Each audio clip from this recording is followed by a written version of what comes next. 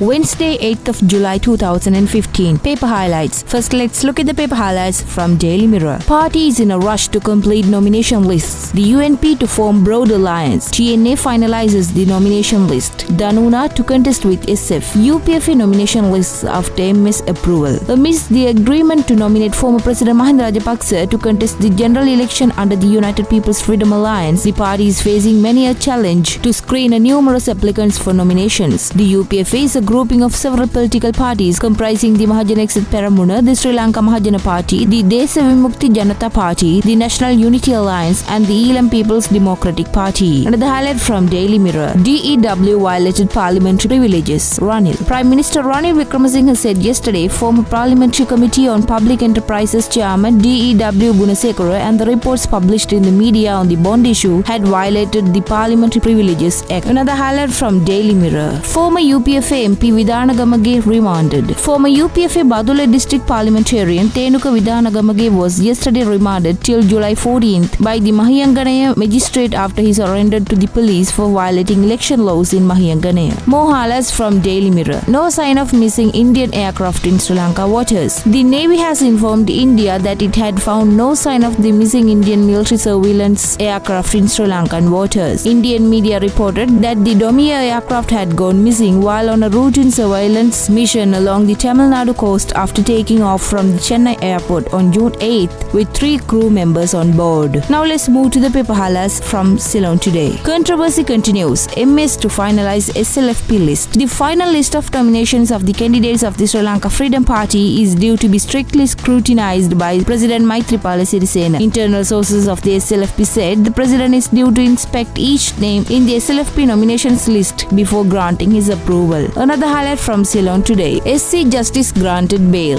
Supreme Court Justice Sarath D. Abru, who yesterday surrendered to the Mount Lavinia Magistrates Court, was granted bail. Police said the Supreme Court Justice surrendered to the police over the alleged assault and sexual harassment of a domestic helper at his residence. Now let's move to the paper highlights from Daily News. Conditional nominations for MR. CBK will join the fray to counter MR nominations. Fresh issue over UPFA national list slots. President Maithripala Sirisena, after lengthy negotiations with different stakeholders of the UPFA, has agreed to offer conditional nominations for former President Mahinda Rajapaksa. According to conditions laid out by the President, Rajapaksa should only contest from Hambantota and he will not be named as the prime ministerial candidate of the UPFA. In addition, he will not be appointed as the head of the campaign or the district leader, informed party sources told Daily News last night. More highlights from Daily News. Explosion in school leaves 11 students, teacher injured. 11 students and a teacher were injured yesterday following an explosion in the premises of Dematapitiya Kanistha Vidyalaya, Arachikatuwa, Chillow. The explosion occurred in the science laboratory of the school when an experiment related to a grade 10 science subject was being carried out. Another highlight from Daily News. TNA allocates nominations for partners. The Tamil National Alliance has decided on the method of allocation of nominations for small parties within the TNA coalition for the upcoming general election. More highlights from Daily News. AG prevents arrest of